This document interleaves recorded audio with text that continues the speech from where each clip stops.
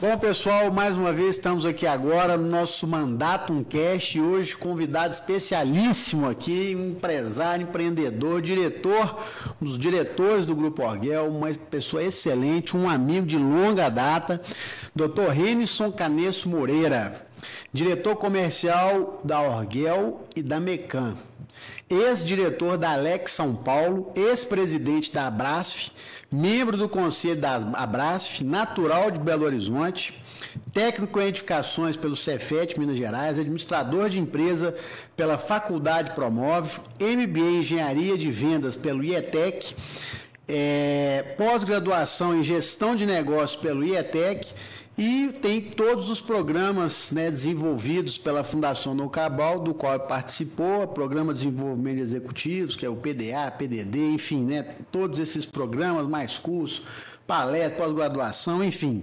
Hoje nós estamos aqui, então, te agradeço, né, com o Dr. Renison Moreira, a gente bateu um papo, contar um pouquinho da história do Renison, mais Moreira, né? Todo mundo fala Renison, ninguém sabe quem que é. O Moreira todo mundo conhece, né? Mas muito obrigado pela sua participação no nosso programa.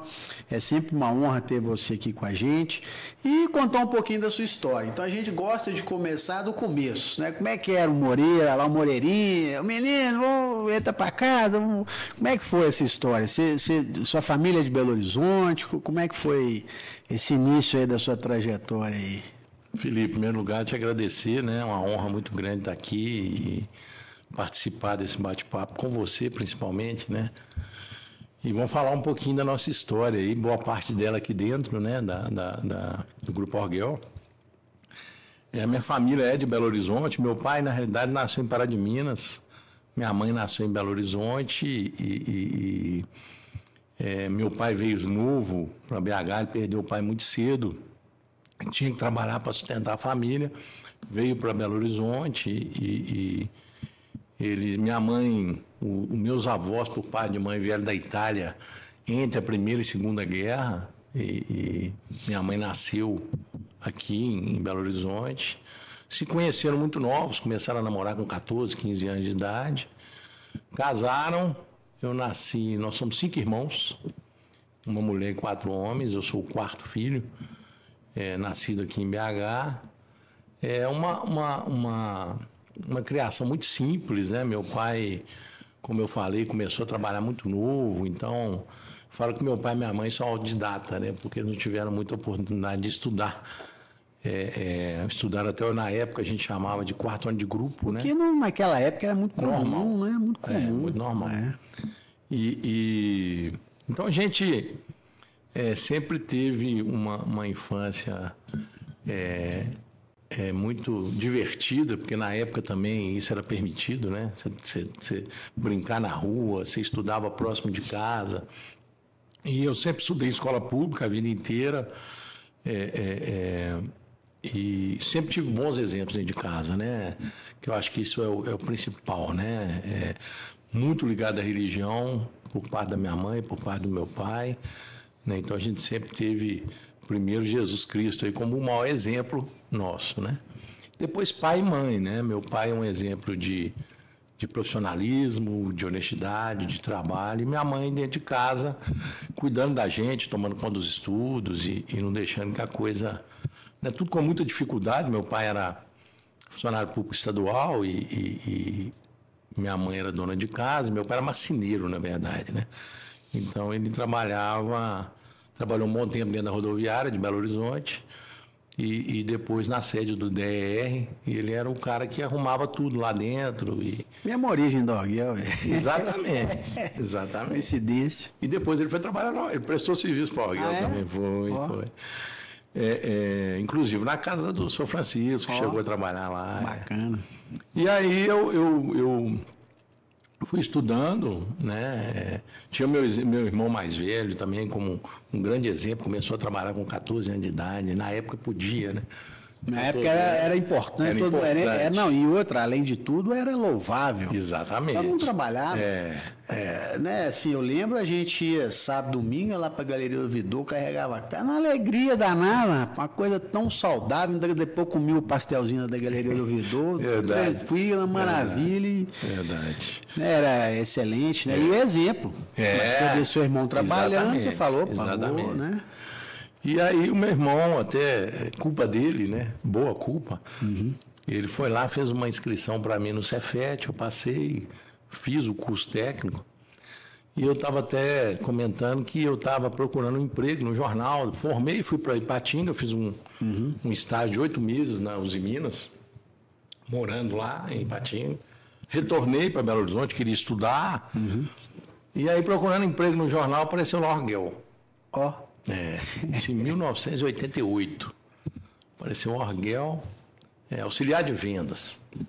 Aí aquilo não me chamou atenção, mas tinha um detalhe no anúncio que falava preferência para técnicos formados no Cefet. Eu falei, opa, eu vou lá, né? Encaixou. Já 5 meses desempregado, eu precisando trabalhar. E você já tinha quantos anos? Eu tinha 20, na entrevista eu tinha 20 anos. E fui até a Orguel, na Antônio Carlos. Passei por uma peneira primeiro com o Léo Guerra. Não, com o Léo? Com o Léo. O Léo era gerente da Orguel na época. Passei por uma peneira ali. E fui para casa. Depois me ligaram lá em casa e falaram para me retornar.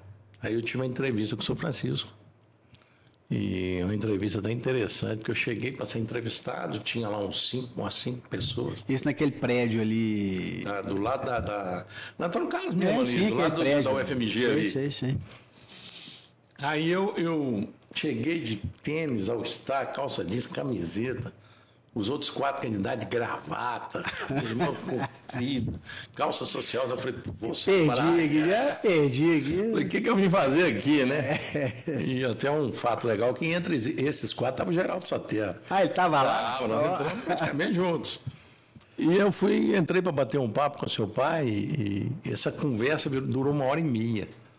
Porque nesse primeiro contato, seu pai a gente largou o assunto profissional e virou um bate-papo, né? Foi muito bacana. E quando eu peguei um ônibus para voltar para casa, e seu pai me falou, qual que se você for escolhido, nós vamos fazer contato com você. Eu peguei um ônibus, fui para casa. Quando eu cheguei em casa, já tinha ligado. A da Orguel, me chamando. E bacana. Bacana. Aí me comunicaram que ia ser na Mecã, que eu ia trabalhar na Mecã, em Vespasiano. E aí começou. E desde lá, então tem quanto tempo hoje? 36. 36 anos. E meio. No grupo, qual você ajudou a construir, crescer e estamos juntos até hoje. Na realidade é mútuo, né? Eu falo que o profissional que eu virei, o homem, começou, como eu disse, na minha família e foi muito bacana porque eu continuei no grupo, né? Os exemplos que a gente tem aqui até hoje, né? De humildade, de profissionalismo, de proatividade, de honestidade, que vem do seu pai, do seu tio e de vocês todos, das famílias, e dos profissionais, né? Que eu falo que o grande dom, talvez, do Sr. Francisco, do Sr. Fábio, é escolher boas pessoas para trabalhar, né? Então, eu aprendi muito com todo mundo aqui. Então, foi assim, a minha educação continuou dentro do Grupo Orguel. Acaba que, na verdade, quando você para pensar, a gente passa mais tempo no trabalho do que na própria família da gente, né? Tem até um grupo que chama C12, que é um grupo de empresários cristãos, e eles tiveram uma visão. Qual que é essa visão? A visão é o seguinte, é muito mais fácil você converter ou chamar as pessoas para Cristo dentro das empresas do que nas igrejas. Olha que loucura. Porque você convive mais, vive mais e aprende, né, vira uma parte da vida da gente grande, longeva, dentro das empresas, que acaba virando parte da casa da gente, do que nas igrejas. Então, realmente, né, meu pai sempre fala assim, que a gente, na verdade, a empresa, especialmente no Brasil, ela acaba que é uma escola. né? Eu lembro uma época que, até curioso isso, eu jovem, né, vendo o crescimento assim da empresa e tudo, mas meu pai sempre teve um pensamento muito diferente. Mas uma coisa me chamou muita atenção uma vez, eu estava vendo, o pessoal saía, né, da empresa, montava uma locadora. Teve uma época que 90% das locadoras era de pessoas que tinham trabalhado lá. E eu falei uma vez, pai, você fica chateado? Ele, não. Pelo contrário, isso é bom, que fortalece o setor, não sei o quê. E eu vou fazer diferente, vamos fazer diferente, vamos criar uma associação. Na época não tinha ainda, né? A LEC, Sindilec, não tinha. Não, nós vamos criar uma associação e vamos chamar todo mundo para participar e tudo. Então você vê a cabeça, porque às vezes a pessoa fica com raiva, né? Exatamente. Pô, saiu daqui, não sei o quê e tal. E igual montou meu concorrente, ele tinha uma visão. Visionário, né? Diferente, né? E dentro disso, Moreira, me conta assim, quando você começou lá atrás. Na verdade, você não imaginou que ia ficar esse tempo todo, né? E o que você imaginava, assim? Que você pensava sempre em continuar, você pensava em montar outra coisa, você pensava...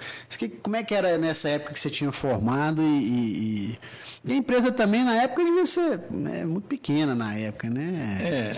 Era pequena, mas em relação ao que é hoje. Para o nosso negócio na época, a Orguel e a Mecam, principalmente, onde eu realmente comecei...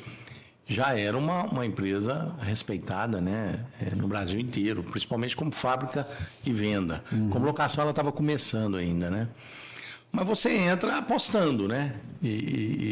Mas eu sempre fui muito curioso, eu sempre quis aprender muito, né? E eu senti que ali eu teria essa oportunidade. Que muitas vezes a pessoa não tem em outros lugares, né? E na época tinha um gerente geral na época que me deu muita oportunidade. Então eu comecei a trabalhar no comercial. Quem que era o... É o Silvio Moura. Ah, o Silvio.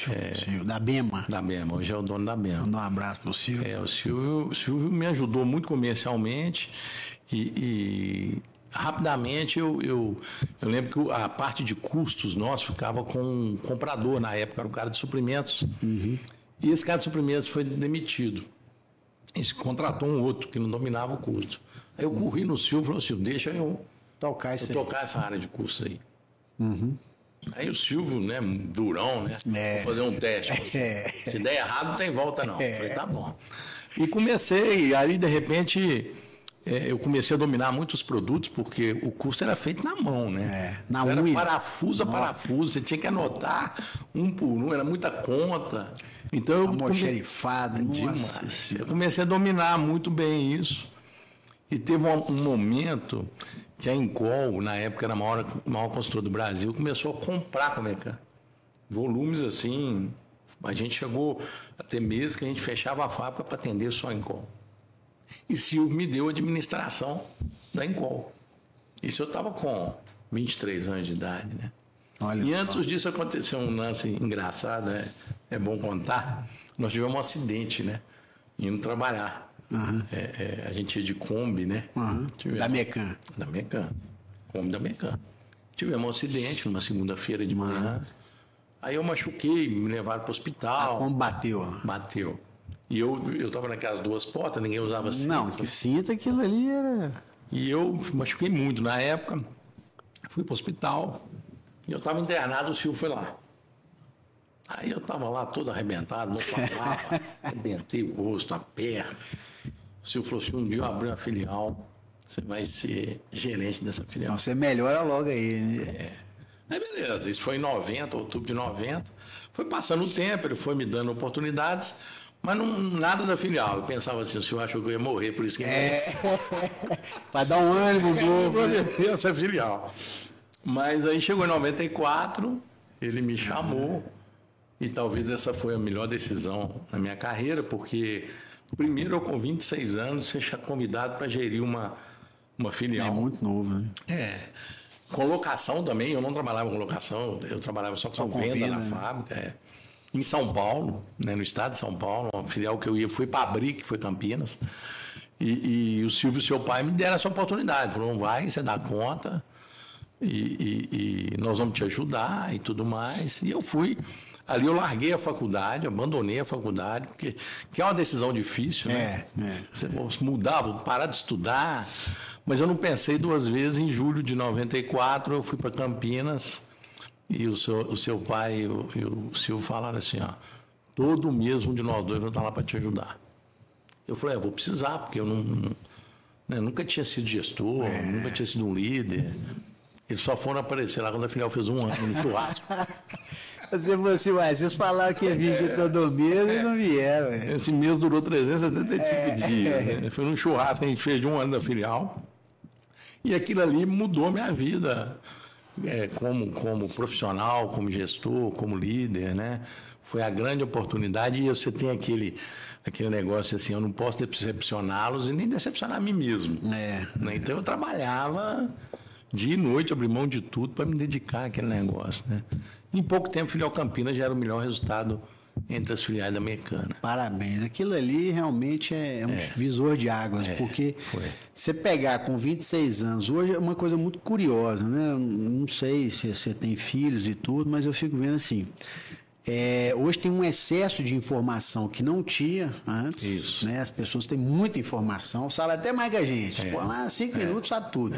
Mas na execução, o que ela vai fazer com aquela informação, como que ela lida no dia a dia, como que ela vira um empresário, vira um gerente, vira um diretor, não tem jeito de você estudar. Não. E outra coisa, você lidar com a pessoa fala com você que vai fazer, às vezes não faz, você tem que fazer de um jeito, a pessoa...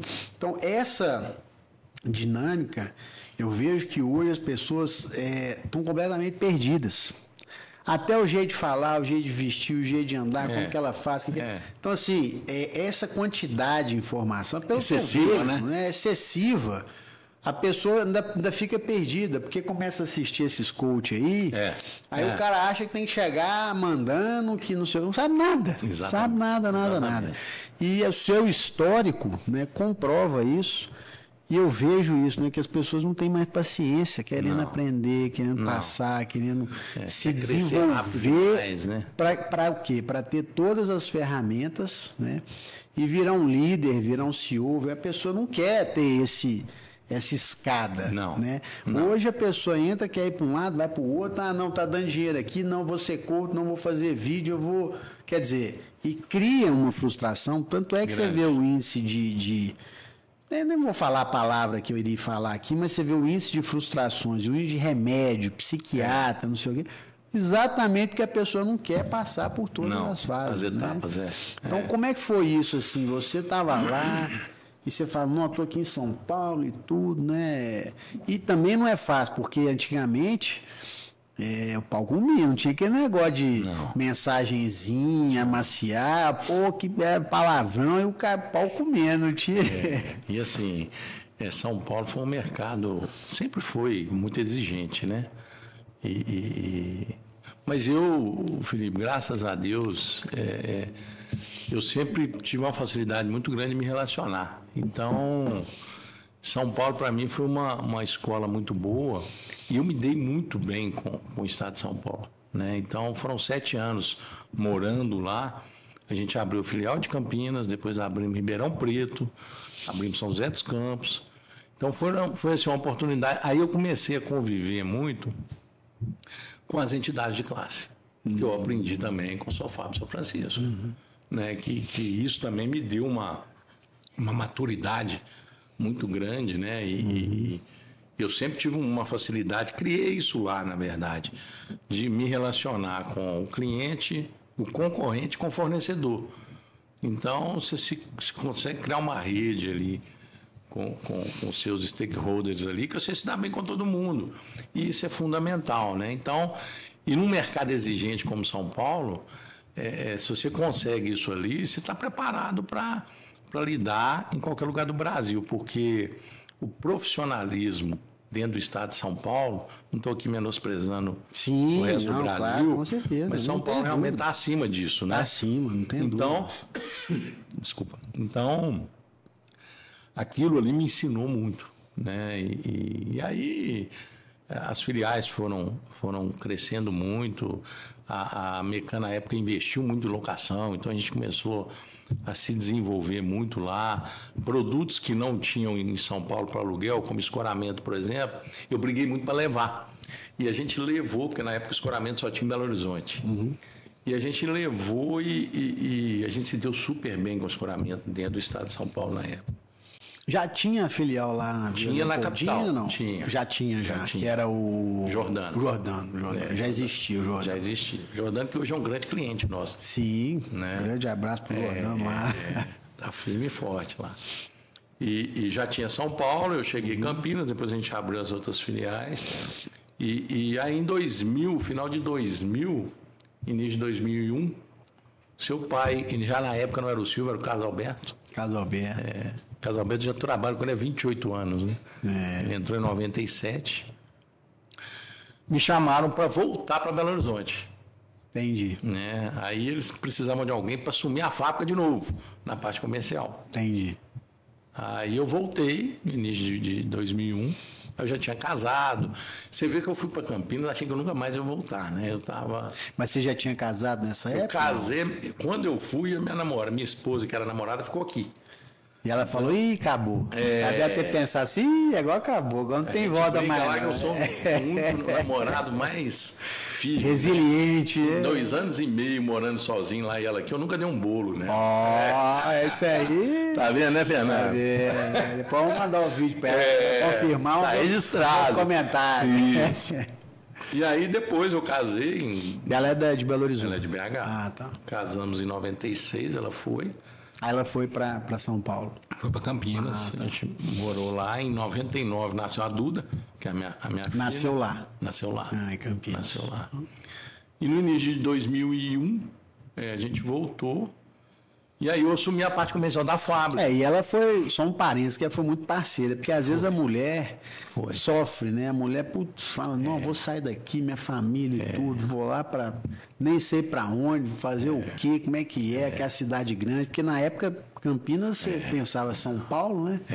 E a mulher vai, depois não, agora volta de novo. Exatamente. Então realmente tem que valorizar, demais, né? Eles estão fazendo até uma campanha agora.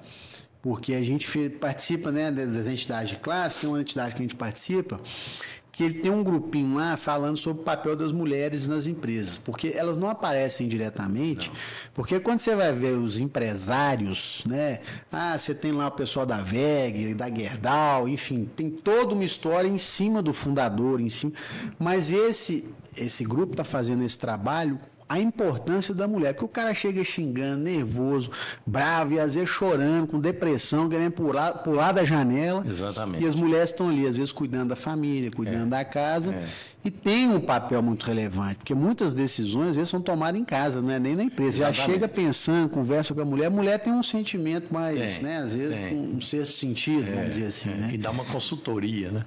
Ué. Quem está fora enxerga melhor do que quem está lá dentro. Exatamente, né? E a gente fica muito nervoso, às vezes, e calma, peraí, vamos ver e tal, né? Então tem um valor realmente importante, né? Eu falo muito, Felipe, que eu tenho que agradecer a Deus o tempo todo, porque além da minha criação, né, com os meus pais, meus irmãos, aí veio o Grupo Orguel, né, que é o que eu falei há pouco tempo, que isso é a continuação da minha educação, e no meio do caminho eu arrumei uma esposa, né, que foi o meu porto seguro, que me deu 2 filhos maravilhosos aí. Então, só coisa boa, entendeu? Demais, muito bom, é muito bom.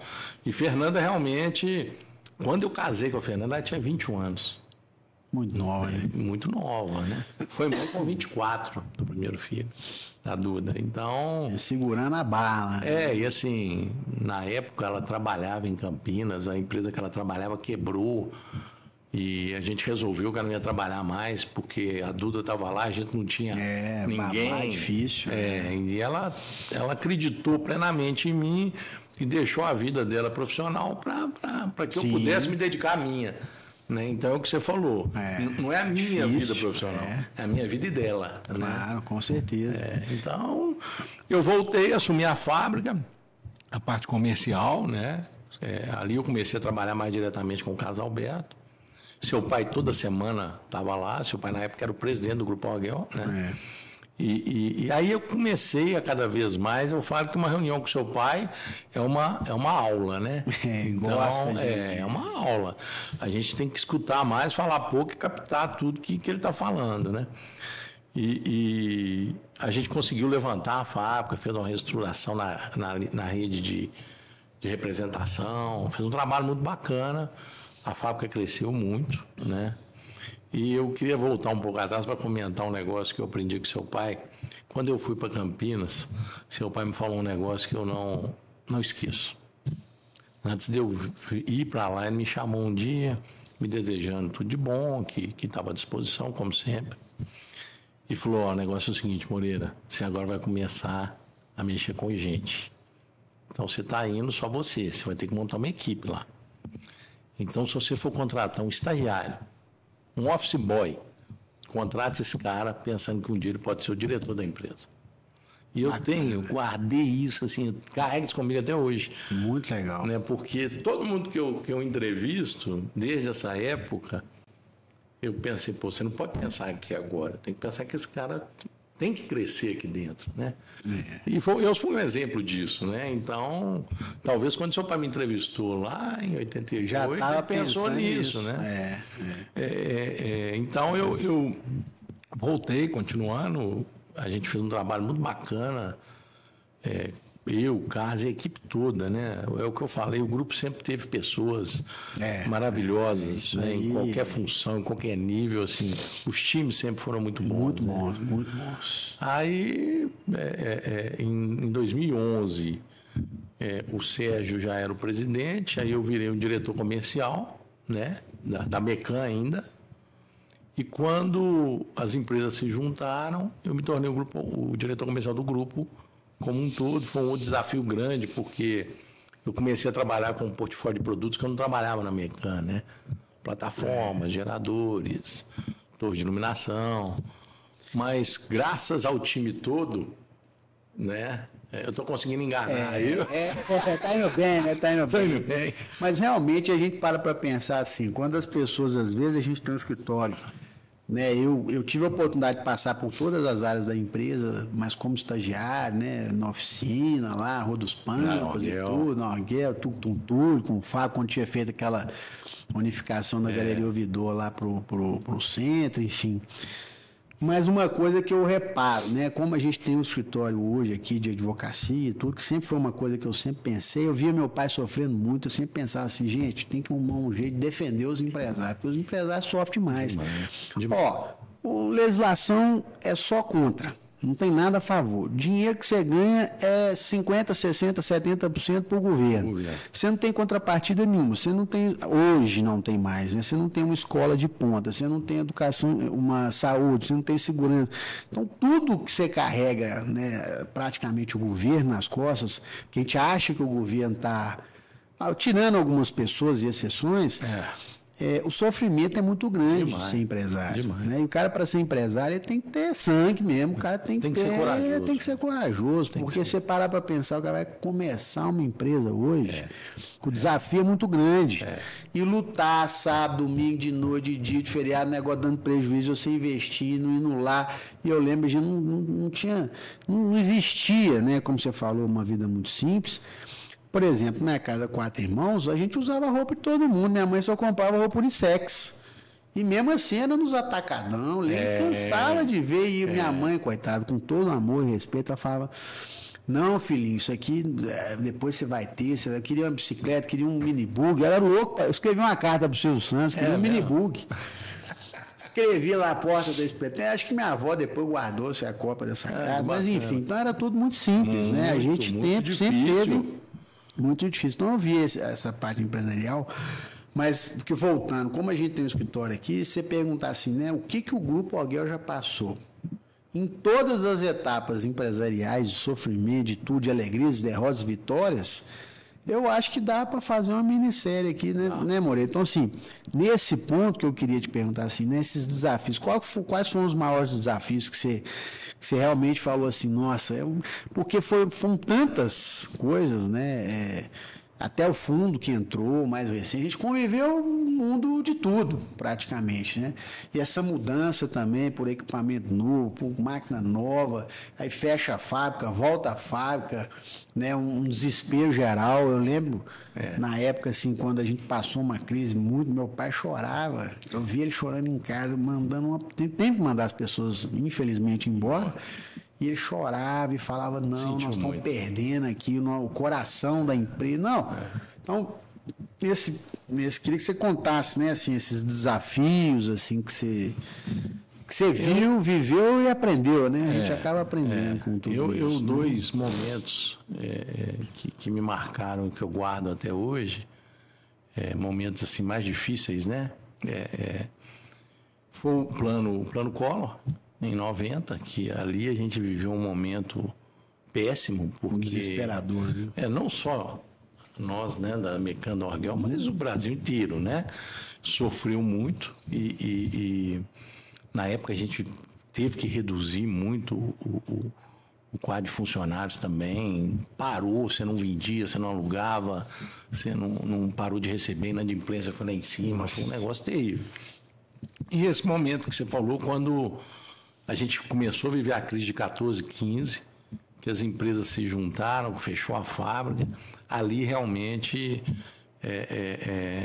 eu vi seu pai sofrendo e a gente também sofreu muito. Muito. Tá, né? A gente que ficou na empresa, algumas pessoas, saiu muita gente boa, né? E aquele momento ali foi um momento assim, foi um mestrado, um doutorado que eu fiz de uma maneira que eu não queria, mas que eu vivi dentro da empresa, porque a gente teve que ser muito resiliente ali para conviver com aquilo e depois virar o jogo de novo, né? A partir de 17 ali, né? Não, ali dá um filme, um livro, um best-seller, né? Se contar os pormenores de tudo que a gente viveu e a pressão que a gente sofreu, especialmente de banco, fornecedor, de cliente, de tudo ali, né? Foi um negócio assim, eu nunca tinha imaginado, né? E às vezes com a faca ali no pescoço, pressionando e realmente foi um trabalho que vocês estão de parabéns, que estavam mais à frente, né? Todo o time, toda a equipe, mas a gente viu uma situação assim muito difícil, né, Moreira? Foi. E você vê quão importante as pessoas são, né? As diferenças. Sem dúvida. E assim, Felipe, um negócio que me marcou nesse processo, quando a gente estava numa situação mais complicada, o mercado estava sofrendo muito, mas eu acho que a gente ainda sofreu um pouco mais do que o mercado. E um negócio que vem aí da cultura do grupo, do seu pai, do seu tio, que é o relacionamento com todo mundo, né? Os concorrentes ligavam para a gente, preocupados com o que estava acontecendo, entendeu? Eu não me esqueço disso, foram vários, porque na época eu presidia a Brasf, então os associados ali, que a Brasf, ela tem os maiores locadores do Brasil, nós somos só 33 associados. E me procuravam, né, mostrando essa preocupação, né? Então isso mostra o quão a Orguel, a Mecã, elas são queridas pelo mercado todo, de uma forma que eu digo assim, que eu desconheço em outros mercados, não só no nosso, né? O fato da Mecã vender para o seu concorrente. Quer dizer, é um negócio muito bacana, né? Isso é um negócio muito legal, a gente consegue transitar nesses mercados todos, para mim, graças a essa cultura aí que vem lá dos fundadores, que isso a gente não pode perder. Isso tem que continuar, esse DNA, a essência, né? Essa essência tem que continuar. Que é em cima disso que a empresa continua sendo o que é, entendeu? E esses desafios todos aí, Moreira, por exemplo, você percorreu por todas essas questões todas aí que a gente viveu, com muitos desafios, muito sucesso, retomaram, né, a fábrica, retomou a fábrica, graças a Deus, e agora eu te faço uma pergunta assim, do ponto de vista de crescimento, de evolução, a gente saiu de um patamar que, querendo ou não, a gente imaginava que estava confortável, às vezes com um fundo, né, trouxe gente do mercado. E qual que é o aprendizado que a gente pode falar sobre, para todo mundo que está nos assistindo, sobre esse aprendizado, assim, porque às vezes a gente valoriza muito o cara que vem de fora, né? O currículo, o cara fala 10 idiomas, passou em 400 empresas, o cara tem livro. E quando chega lá, na hora que você vai ver na prática, não é bem assim. O que eu acho, eu já achava antes e se confirmou, problema nenhum trazer outros profissionais até de outras áreas, porque isso oxigena também, isso faz bem para a empresa, né? Mas nunca desconsidere quem está no negócio há muito tempo, quem domina o que a empresa faz, o que a empresa trabalha. Entendeu? Você não pode desvalorizar isso, não pode ser deixado de lado. Principalmente se eu chego num segmento que não tem nada a ver com o que aquela empresa trabalha. Né? Isso ficou muito claro durante esse período que a gente viveu, né? E isso se confirmou para mim. Eu acho que a gente precisa sempre ouvir o que a pessoa está falando. Você pode ser um engenheiro recém-formado. Se você está numa obra, escuta o que aquele pedreiro tem para te falar. Se ele está ali há muito tempo, ele sabe o que ele está falando, entendeu? E isso serve para o pedreiro, para o engenheiro, para o diretor, para o presidente, para o conselheiro, enfim, para todo mundo, né? E esse é o que eu mais ficou nítido. Eu já pensava assim, mas nesse período ficou muito claro para mim, né? E assim, Felipe, valorizar as pessoas sempre, né? Porque é outra coisa que os fundadores falam, a empresa são as pessoas, né? Eles falam isso todo dia que você encontra, eles deixam isso muito claro. E realmente é isso, né? Você não pode virar um número dentro da companhia, né? Você tem nome, né? Sim, e aquilo claro. tem que ser... O Felipe é o Felipe, o João é o João, o Moreira é o Moreira. E isso tem que ser valorizado. Você tem que ser tratado como uma pessoa e não como um número. Eu lembro até que meu pai está escrevendo esse livro agora aí, a segunda edição aí, né? Tá nos finalmente aí que... Tem alguma... Quer que coloca isso? Coloca, mas enfim, tá resolvendo já, graças a Deus vai sair. E aí meu pai chamou o Sérgio e falou, não, quero que coloque o nome de todo mundo da empresa que passou aqui. Faz um levantamento. O Sérgio, não tem jeito, não sei o quê, vai pegar. Não, mas tem que pôr o nome de todo mundo, nos faz questão. Até selecionou alguns, até falou, pai, você vai ter que pedir desculpa, porque às vezes passa tantas pessoas na empresa e eu queria que constasse no livro todo mundo, o nome de todo mundo passou lá, gente. Tem que chegar até... É muita gente. Então, assim, hoje 62, né? Esse ano... Esse ano fez 62. 62 anos né, de empresa, que é muito difícil, né? Num país tão difícil como o nosso, um mercado competitivo... E briga com o chinês, e briga com, né, de tudo quanto é lado. Briga e faz as pazes, que você tem que... Exatamente. E é o que você falou, né? O empresário no Brasil, ele é muito sofrido. Né? Hoje ele está assumindo, cada dia que passa, o papel do Estado, né? Na saúde, na educação, na segurança. Né? Então a carga está ficando muito, muito pesada para o empresário, né? Então, realmente não é fácil. Num país... que é muito vive de muitos ciclos, né? Então você não tem uma constância, né? E para a gente planejar a empresa, o crescimento num ambiente com tanta variação, seja ela econômica, social, que seja, é muito difícil, né? O desafio nosso hoje, qual que é? É planejar o Arguel do futuro. Né? Isso a gente pensa lá, o Sérgio cobra isso da gente o tempo todo, tem que pensar no Arguel do futuro, seja em termos de pessoa, tecnologia, processo, produto, o que seja. Mas é muito difícil você fazer isso ao mesmo tempo que você fica numa variação de mercado o tempo todo, né? Então, é por isso que às vezes os executivos do Brasil, eles vão para outras economias do primeiro mundo, eles sempre se dão muito bem, porque muito bem. Aqui se aprende... Aqui é escola de tudo. E a recíproca é verdadeira. Quando vem alguém de fora para cá, o cara custa se adaptar ou não se adapta. Muito difícil. Muito difícil, porque realmente é um lugar muito atípico, né? Então, hoje nós estamos, cada dia que passa, pensando como é que vai ser o Arguel daqui a 10 anos. Né? E o que você tem visto aí do ponto de vista de tecnologia, de evolução? Porque a gente fica vendo assim, né? Especialmente hoje com o advento aí de inteligência artificial, telefone tem acesso a muita informação, aí você fica vendo uns vídeos, os caras, não, porque a casa vai vir pronto, o prédio nós vamos saber de cima para baixo, só coisa maluca, né?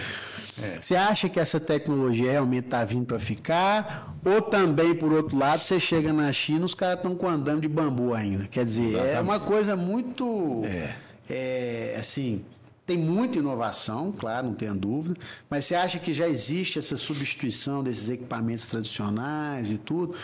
E eu sempre reparo, assim, eu viajo, fico olhando, né?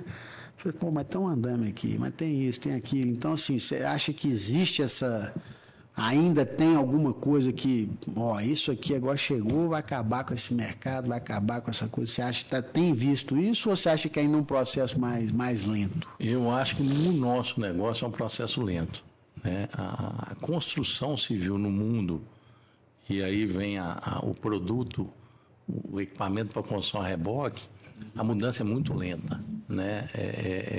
Que vai vir, que está chegando, está chegando.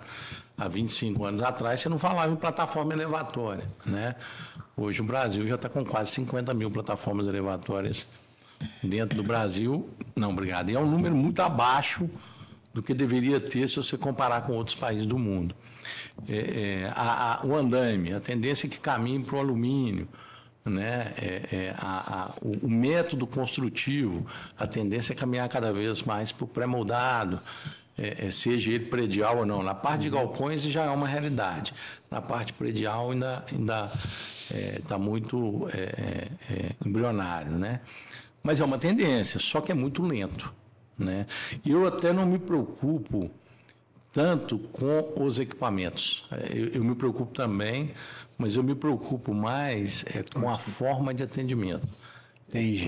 Com o produto, cada dia que passa, ele está virando mais um commodity. Você não tem muita diferença, ou você não tem diferença nenhuma. Você tem que ter no atendimento... Serviço. Exatamente. Entendeu? E na agilidade do atendimento. Você tem que ser rápido e prestar um bom serviço. Não, eu sempre comparo uma coisa muito impressionante, né? Você vai num Starbucks nos Estados Unidos, tem 2 pessoas te atendendo. Ele cobra, ele faz, ele recebe tudo. Você chega às vezes no Brasil, com todo respeito, tem 40 pessoas trabalhando dentro da padaria. É isso aí. Aí você pede um misto, o cara, o misto. Aí passa meia hora, não chegou nada. O misto. E o misto? Uai, que misto? Vocês não falaram? Quer dizer, você vê que a gente realmente precisa, né, dentro dessa... E curioso que você falou, se você pegar as empresas mais, talvez, adoradas e eficientes, são as que têm o melhor serviço. A Mercado Livre, eu fico comparando na época o Mercado Livre, às vezes ficava com medo de usar, achando que era golpe, que era isso e tudo, mas ela tem um grande diferencial no serviço. Ela chegou a valer mais do que a Vale do Rio Doce, né? E uma coisa muito curiosa que antes não tinha, as marcas oficiais não tinham no Mercado Livre, né? Isso. E hoje você vê que todas as marcas oficiais estão no Mercado Livre. E é uma coisa meio curiosa. E às vezes eu estava corria mesmo de rua e tudo, e ficava procurando uma promoção de tênis, né? Aí de vez em quando aparecia uma promoção no site da Nike, acho que era da Central, depois comprou, enfim, né? A distribuição. Eu ficava olhando aquele negócio, tá uma promoção, tudo. Mas era um parto para você comprar um negócio lá, que você tinha que ver e você podia devolver. Entendi. Mas era uma trabalheira tão grande, eu falei, eu até desanimava. Mercado Livre não. Você comprou, você nem pagou, você já experimentava, não gostou, você já devolve o seu dinheiro. Quer dizer, os caras que fabricam o produto, na realidade, na Nike, enfim, que é a referência, não conseguem ter um serviço de ponta igual eles têm. Então, eu acho que essa é a diferença. E curioso também, às vezes você vai num lugar pelo serviço. Sem dúvida. Te atende bem, te fala, chama pelo nome, fala o que você quer, te escuta, fala, não, o cara paga um pouco mais por esse serviço. Acho que o mundo está caminhando nesse... Eu também acho. É a personalização do atendimento, né? Todo mundo quer isso, né? Então a gente busca isso, como eu falei, em termos de portfólio, Felipe, a gente visita obras, empresas, feiras no mundo inteiro, né? Então, você vê que a evolução ela é lenta. Muda um detalhe no produto, mas não muda a concepção do produto como um todo. E a gente tem acompanhado isso, né? A nossa fábrica, se você foi lá 3 meses atrás, você for hoje, tem novidade, né? A gente com certeza sempre está mudando alguma coisa, né? Mas nós estamos de olho realmente, como nós temos que atender cada dia que passa melhor o nosso cliente. Eu acho que esse é o desafio, não é só nosso, é do mercado, mas a gente tem que mirar nisso, né? A forma de alugar ou vender equipamento que é feita hoje, com certeza não vai ser daqui a 10 anos. Isso eu não tenho a menor dúvida que vai ser diferente. Entendeu? Agora, você acha que, por exemplo, os jovens, né? Eu fico vendo, os jovens são muito de telefone e tudo. Eu, particularmente falando, tenho telefone, mas o que eu mais gosto, eu também estou acostumado com tela, né? De computador, mas qualquer coisa que eu vou fazer, eu gosto de ver grande ali, analisar. 5 minutos, o menino já olha aqui, já pega, já compra, tudo no já celular. faz tudo. Você acha que essa é uma tendência no nosso segmento, no nosso setor também? O cara vai fazer, vou fazer uma obra, eu jogo ali o projeto, jogo tudo, já contrato. Você acha que isso vai... Eu acho que em alguns produtos, isso já está começando a acontecer, que não é o mercado que a gente trabalha.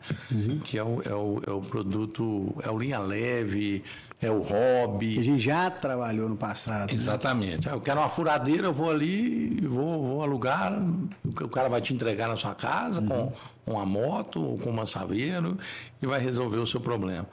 A nossa linha de produtos ela é muito engenheirada, então vai ser difícil isso acontecer hoje. Depende de uma solução técnica, né? Depende de um projeto. Eu tenho que dimensionar esse produto, seja ele em termos de carga, em termos de área, entendeu? Em termos de onde vai ser apoiado. Então, você depende de uma visita, você depende do engenheiro, você depende de um software para desenvolver aquele projeto. Então, é mais complicado isso. Mas ninguém falaria hoje que você escolheria um restaurante no iFood, a comida que você quer. Exatamente. Chegou Uber. Em casa, não tem comida, comida não tem, como é que fala isso? Supermercado. Exatamente. Vai lá, tem 5 minutos, chega. Não dá para acreditar, a pessoa faz, já chegou aqui tudo. Você não imaginou que você ia fazer tudo isso no celular, banana, tudo que você faz hoje, né? Comprar uma banana, chega a banana. Exatamente. Como é que pode um negócio desse? Então, essa afirmação, eu te faço ela hoje. Talvez daqui 5, 8 anos, eu vou estar opinando aqui de uma forma completamente diferente, entendeu? Então, pode acontecer? Pode, mas com o portfólio de produtos que a gente atua hoje, isso é um pouco mais lento, entendeu? Entendi. Que ainda é um negócio de alta responsabilidade. E como você colocou muito bem, é uma solução de engenharia. Tem que ter um dimensionamento ali, entendeu? Então, isso é um pouco mais difícil. E dentro assim, das perspectivas de mercado hoje, o que você tem visto o seguinte, tem entrado novos concorrentes, tem efeito China está trazendo equipamento. O que você tem visto assim, dentro desse mercado hoje que... querendo ou não, o diferencial é o atendimento, mas às vezes você tem gente ali que às vezes atrapalha um pouco, o cara é um novo entrante, o cara quer conquistar mercado, ele põe o preço lá, ele está com uma prestação para pagar alta lá, ele baixa o preço e entrega de qualquer jeito. A gente sabe que não tem muito futuro, mas acaba às vezes atrapalhando e tudo, né? E o que você tem assim, sentido dentro desse cenário? A China, né? Falando da China, da Índia... esses países eles nos atrapalham em relação à mecânica, em relação à fábrica, né? A gente compete com o chinês, com o indiano aí mais na mecânica. Sem dúvida atrapalha quando a gente vai vender produtos para os locadores nacionais. Qual que é a grande vantagem que a gente tem? Como eu falei agora há pouco, o nosso mercado ele oscila muito, né? Então, o locador no Brasil, seja ele pequeno, médio ou grande, ele não consegue se programar muito. E muitas vezes ele precisa daquele produto para alugar de uma forma muito rápida. Para você importá-lo, ainda você tem que pagar na frente. Em dólar, hein? Em dólar, você vai pagar hoje para o produto chegar daqui 4, não parcela 5... não, né? Não. E vai chegar daqui 4, 5, 6 meses, dependendo do produto. Então, a gente tem uma vantagem que o cara, ele precisa do produto para daqui 30 dias, a gente vai fabricar, seja da nossa linha padrão, ou seja o produto dele. A gente tem como customizar a produção para o produto dele. Se quiser customizar, tá lá, Mecan. Essa é uma grande vantagem que a gente tem. E a gente consegue fornecer. Não, e fora assistência técnica, fora atendimento, pós-venda, parcelamento, fora... Exatamente. E tá aqui, você ir lá, pegar, ver, é completamente diferente de cobrar uma garantia na China. Como é que o cara, meu amigo, isso aí... É isso mesmo. E a gente não abre mão do pós-venda, né, Felipe? Assim, qualquer problema que tem com um produto que a gente vende ou aluga, a primeira coisa, vamos resolver o problema. Não vamos deixar o nosso cliente na mão. Vamos fazer, depois a gente vê quem que errou, onde Sim, foi o problema, claro. e jamais vamos lesar o cliente de forma alguma. Ninguém chega a 62 anos se não for desse jeito. Com certeza. Tratando as pessoas, principalmente com muito respeito. No caso da locação, a concorrência internacional, ela sofre muito no Brasil, que é o que a gente falou agora há pouco.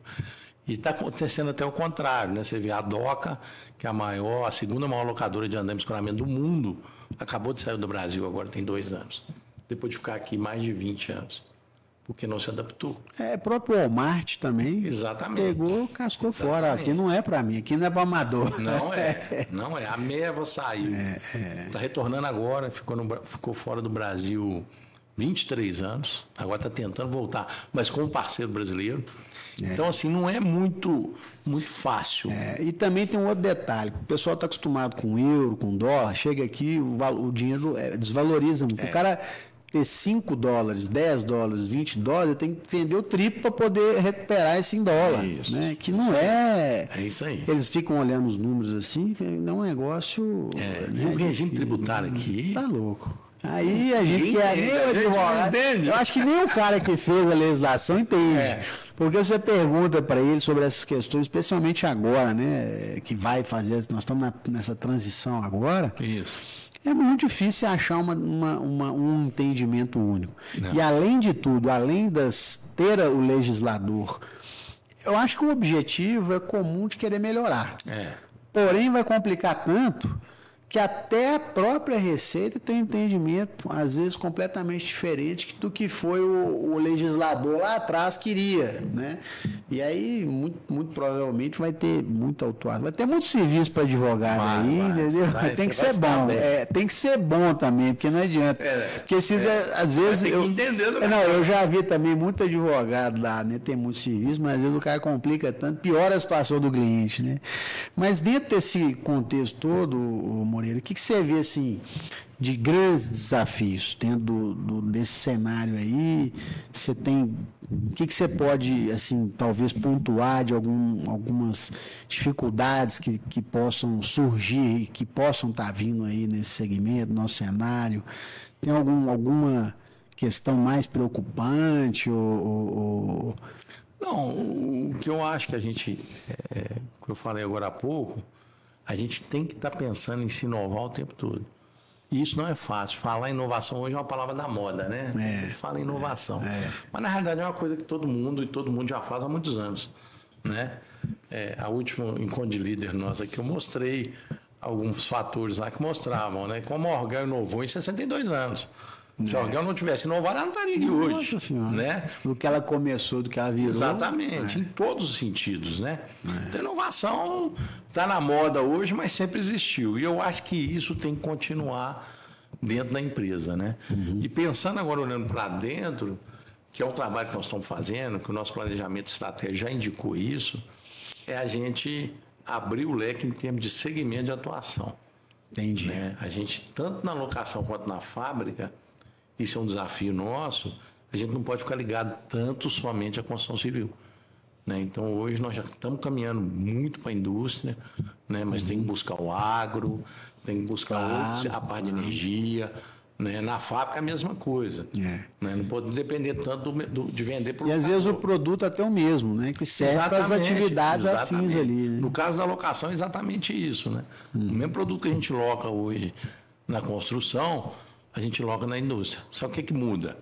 Já tem que ter mais um serviço agregado, o atendimento, a qualidade do produto é outra, a rapidez do atendimento, né? Mas também isso tem um lado que vai virando uma barreira de entrada também para o seu concorrente. Sim, claro. Né? Você tem que atender todas as normas. E essa fase aí que você falou, né? Você começou a falar que na entrevista lá no início, em 88, né? Você data da Constituição. Você foi lá e ficou 1h30 na entrevista. E hoje está a esse tempo na empresa e tudo. Você acha que está complicado de contratar? Como é que está essa geração? Porque eu sei que é um desafio, né? Gente hoje é um negócio... O que você tem visto assim? O Felipe, está muito difícil. Achar mão de obra hoje em qualquer nível.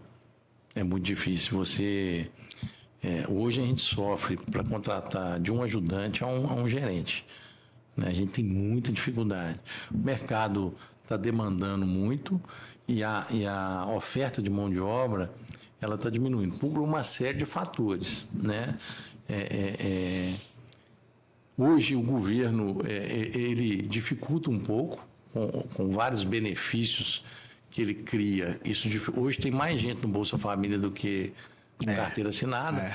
Isso é um complicador para você ter mão de obra disponível, muito grande, né? Muito grande. Principalmente a mão de obra desqualificada, que tem mais um trabalho um pouco mais, que exige mais da parte física, isso está muito difícil, né?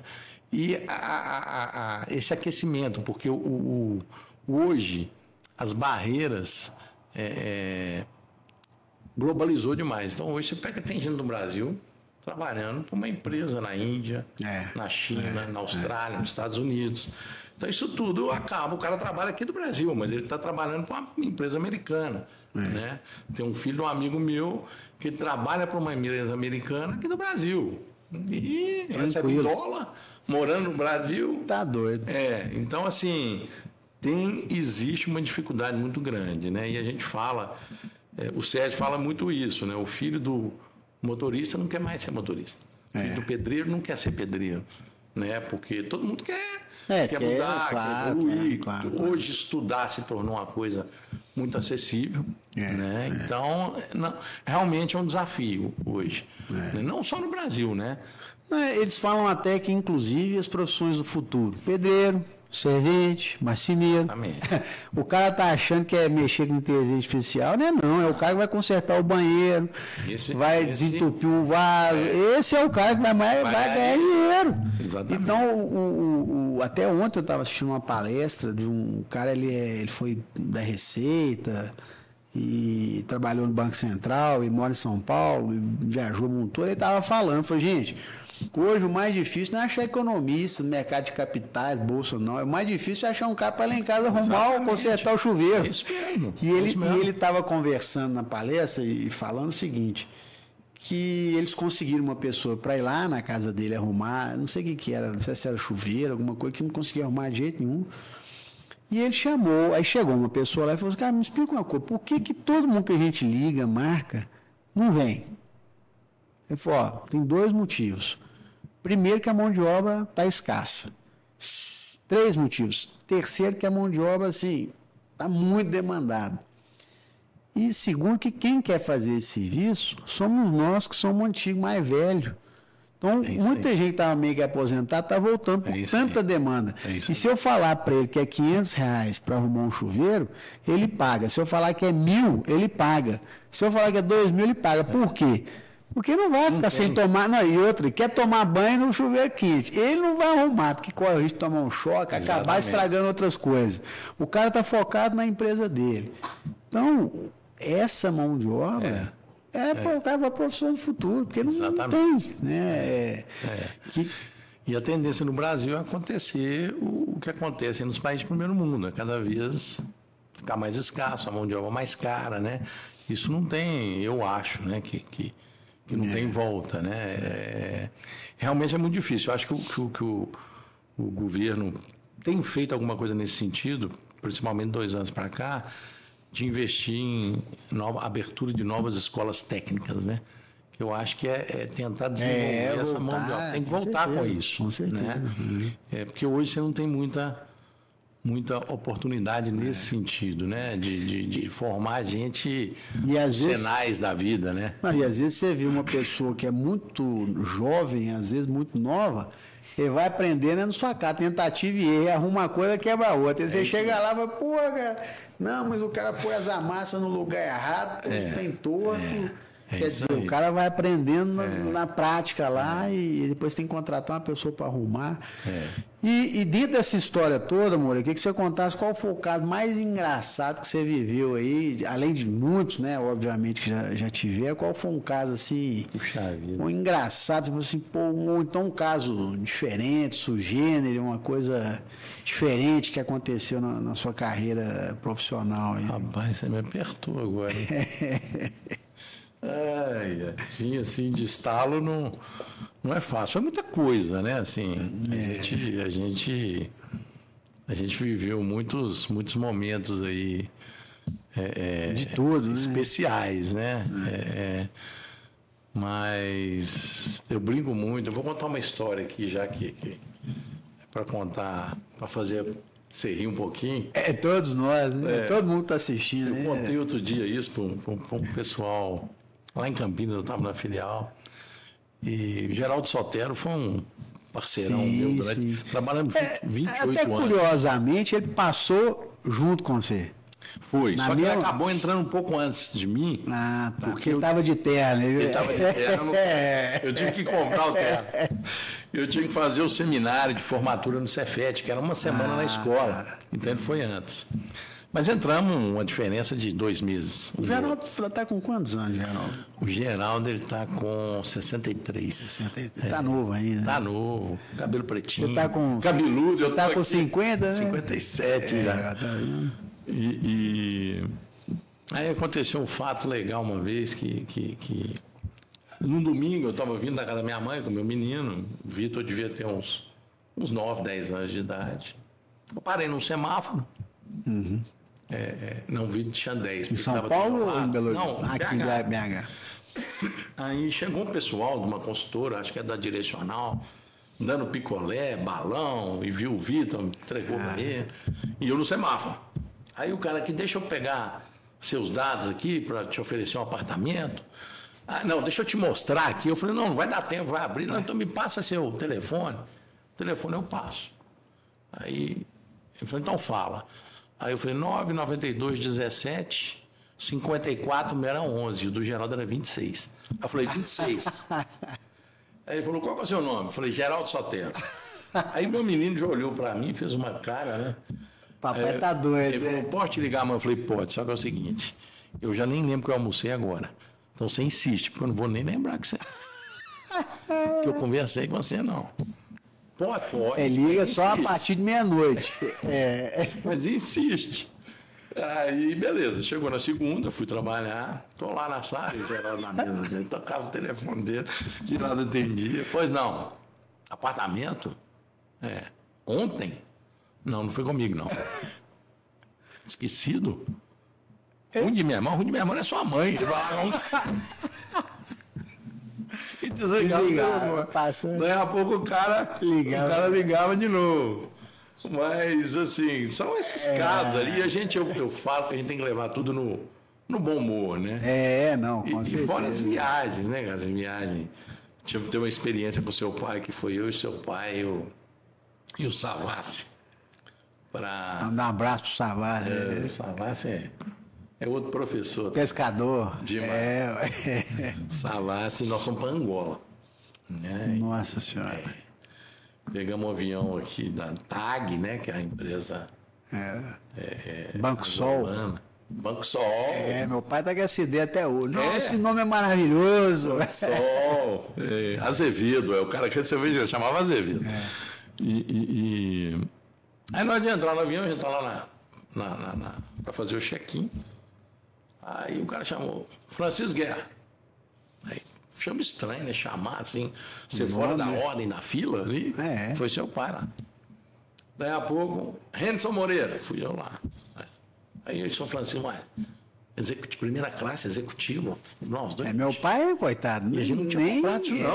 Aí só andava de econômico. Aí seu pai, vamos ficar calados. Aí, nada de chamar o Savassi. Chamaram o Savassi assim que no fluxo da fila, sabe? Aí o Savassi foi lá e tá, o seu pai Savassi. Executivo também? Savassi, não. Classe econômica. Você falou que era da Loquigue? Eu falei. Você devia ter. Era da Mecânica. Você falou que era da Loquiguel, ele falou que era da Mecânica. Somos da Mecânica, da executiva, né? E foi uma viagem, assim, uma semana dando risada, né? Porque o Savassi é uma companhia também espetacular. E ele foi na econômica? Foi na econômica. Ó. E ele já vai lá. Não falou que era da mecânica. Então. Seu pai com aquele... muito espirituoso, né? Na mesma hora soltou essa. Se você falasse que era da mecânica. Isso aí, o pai na volta, fala que é da mecânica. Mas aí teve, na volta, voltando tudo na econômica. Todo mundo na econômica. Não fez um negócio lá, voltou todo na econômica. É isso mesmo. Mas é muito bom essa história, muito bom, muita lembrança. Mas assim... bom, antes de mais nada, a gente sempre, Moreira, aqui no nosso bate-papo, né? A gente pede para os nossos entrevistados falar, né? Para as pessoas que nos estão nos ouvindo, às vezes a pessoa está começando a carreira, ou está no meio da carreira, ou está no final da carreira. Qual que seria, talvez, assim, a maior lição que você poderia falar e deixar para as pessoas que estão nos assistindo, que possa deixar essa mensagem aí, né, para as pessoas que estão nos assistindo? Felipe, o que eu falo muito, assim, e falo isso muito com os times que a gente tem dentro da Orgueil hoje, né? Primeiro é você fazer o que gosta, né? Você trabalhar com o que você gosta. Porque se você não fizer isso, você nunca vai ser um bom profissional. Segundo, ter paciência, né? Que as coisas elas acontecem de uma forma lenta, né? E terceiro, crescer é consequência, não pode ser objetivo. Faça o seu trabalho da melhor forma possível, seja muito bom no que você faz, que você vai crescer por consequência disso, entendeu? Não espera crescer para você ser bom. Seja bom que sendo bom que você vai crescer, né? Então, é isso que eu procuro sempre deixar para o pessoal. Tente ser diferente, tente fazer diferente, invista em você, que é assim que você vai se diferenciar.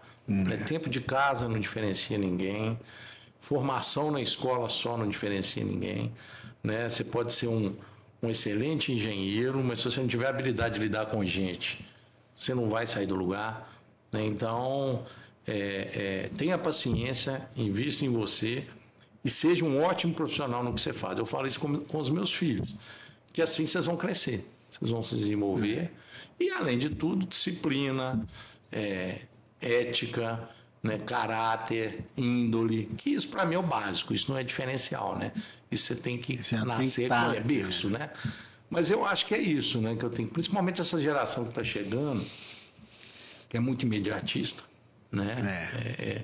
Muita coisa você aprende pelo celular, pela tela do computador, mas muita coisa você tem que ir lá e pegar, você tem que sentir, você tem que aprender, ver o mecânico fazendo, ver o técnico fazendo, ver o soldador soldando. É assim que eu aprendi. Eu acho que muita coisa disso ainda... E quem for assim na geração atual, ele vai se destacar muito mais rápido. Quem realmente buscar isso de uma forma mais embasada, né? Sem tanta pressa, sem tanta urgência. Tem até uma passagem dos SEALs americanos, que os caras fizeram todo aquele processo do exército e tudo, e depois vão para as forças especiais, né? Nos Estados Unidos, eu estava assistindo isso, até foi numa palestra do próprio Bernardinho, da seleção e tal, estava contando isso. Tem até esse livro, né? Que não há dia fácil, e tem um livro que é Transformando Suor em Ouro. O livro é excepcional, recomendo a todos. Mas tem uma passagem que ele fala muito curiosa. Ele falou que quando o cara passa para SEALs, a primeira coisa que o general faz, quando está todo mundo de pé, 5 horas da manhã, ele vai lá e vistoria a cama. Aí ele passa olhando a cama de todo mundo. Que está arrumada, tem que estar arrumada, né? Ele vistoria a cama com calma, com detalhe, olhando com precisão, qualquer coisa errada. E tinha um cara lá, que era um cara excepcional, muito bom, um soldado lá que estava para as forças especiais, um cara excepcional, mas a cama estava toda desarrumada. Ele mandava o cara voltar a arrumar a cama. Todo dia ele mandava o cara voltar a arrumar a cama, Aí o cara virou e falou, pô, o general chamou o general e falou, pô, não tô entendendo. Só eu? Eu estou vindo aqui para missão, para batalha, para combater, para mergulhar, para pular de paraquedas, combater o inimigo. Mas você todo dia está mandando arrumar minha cama. Aí o general virou e falou, enquanto você não conseguir fazer as pequenas tarefas com excelência, você nunca vai estar preparado para as grandes missões. Exatamente. E aí o cara foi um que aí ele entendeu, né, o propósito. Eu fico todo dia, eu chego e vejo minhas filhas estão arrumando a cama lá. Então, realmente, você vê que a pessoa tem que, nos mínimos detalhes ali, nas coisas pequenas, né, tem que fazer com excelência. Nos detalhes, né? Exatamente. E tem uma coisa curiosa, Moreira, que você falou aí, e que meu pai, às vezes, ele fala, não, porque às vezes a pessoa fica com um sonho, achando que está tudo bom e que ele ama fazer e tal. Não é algodão doce, né? Quando fala que a pessoa tem que fazer o que gosta, é fazer, porque nem tudo a gente gosta. Não é todo dia que você vai chegar. Não. Porque eu acho que tem as crianças, os jovens, vou fazer o que eu quero, não sei o que eu amo. Mas peraí. Né? O que é que realmente você gosta? Porque no final do dia o cara gosta de ficar deitado assistindo televisão e comendo algodão doce. Não existe isso. Então eu vejo, né? Não faz aquilo só que você fala, não, porque tudo tem desafio, velho. Não, tem. Imagina você com 26 anos falando, não, tem que ir para São Paulo.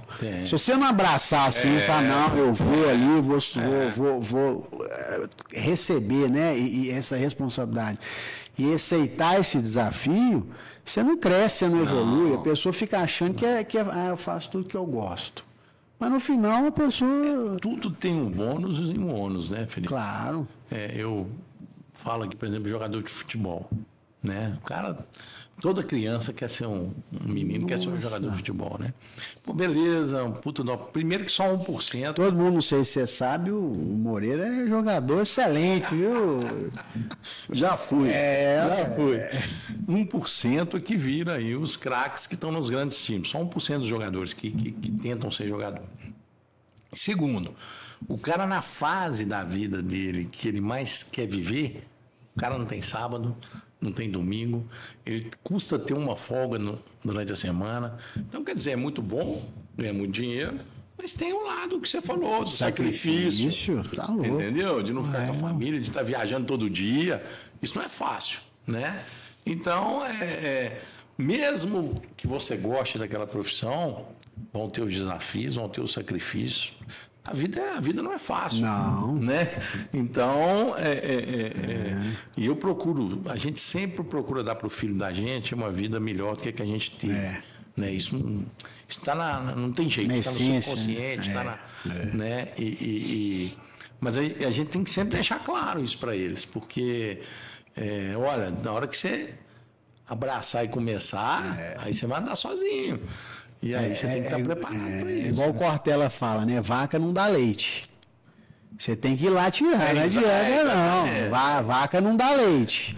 Aquela vaca não dá leite. Não, você tem que ir lá. Igual eu acho que Deus, né? Deus, Jesus Cristo, todas essas mensagens cristãs na realidade é o seguinte, olha, vou te dar todas as condições, mas você é que vai fazer, você que vai nascer, plantou, colheu, mas quem tem que plantar é você. Exatamente. Vou te dar saúde, vou te dar toda o terreno, as condições, né, a primavera, o verão, mas você que tem que ir lá e arregaçar as mangas, eu acho que faz parte, né, do processo. É a mesma situação de uma oportunidade profissional.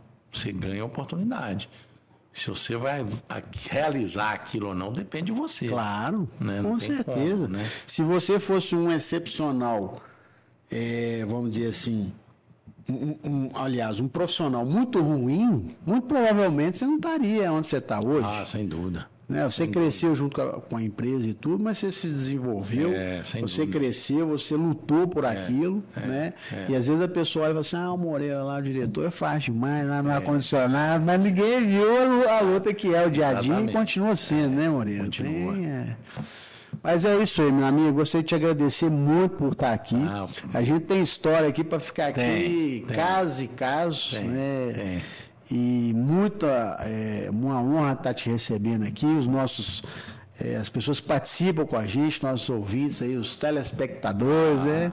Muito obrigado por estar aqui, é uma honra para a gente, espero que todos tenham gostado e com certeza você que está nos acompanhando, obrigado pela sua audiência, obrigado por nos acompanhar e mande as suas mensagens aí, os comentários, né? Que isso aí vai rodar o mundo aí. Nós vamos traduzir em português, chinês, alemão, vai rodar o mundo aí.